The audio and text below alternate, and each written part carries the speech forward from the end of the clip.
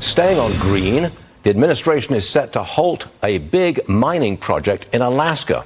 Former Trump EPA transition team member Steve Milloy joins me now. This is a big copper, another mining operation in Alaska. They've killed it. Why did they cancel it? Well, because they don't like development. They don't like mining. We can't do that in this country.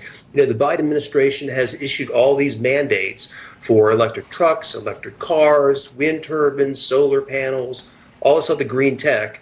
And the more they mandate it, the more we're dependent on communist China, because the vast majority of the metals and minerals either come from communist China or are mined someplace else and processed in communist China.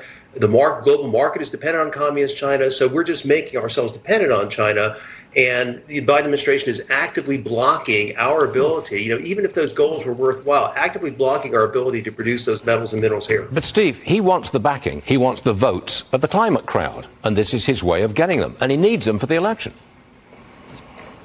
Of course, it's totally cynical. I mean, Joe Biden's not doing this because he's stupid or the people behind him are stupid.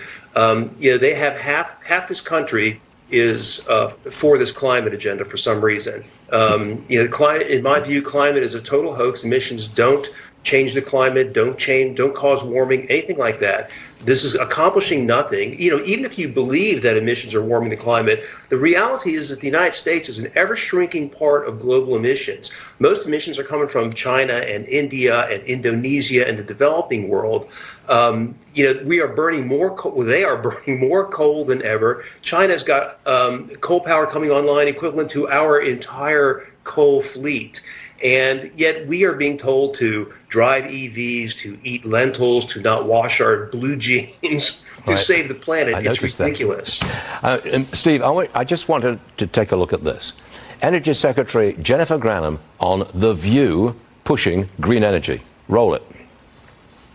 One of the biggest things that you can do is to be able to weatherize your home, and there are tax credits associated with doing that. So, for example, if you want to install windows that don't leak out the heat in the winter and the cold in the summer, you can get a tax credit for that. What if you live in the projects? What if you don't have a home? So this is super important. So part of the president's agenda is to make sure that we have charging stations everywhere where there are gaps. And so there are gaps in urban areas.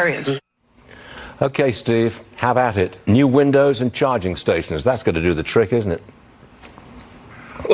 Well, so fossil fuel use is at an all-time high. China is building coal plants like there's no tomorrow. As far as the charging stations, over the last 2.5 years, the Biden administration has built exactly 38 chargers with $7.5 billion. To meet its electric truck mandate, it's going to have to build 15,000 chargers a month between now and 2032. This is impossible.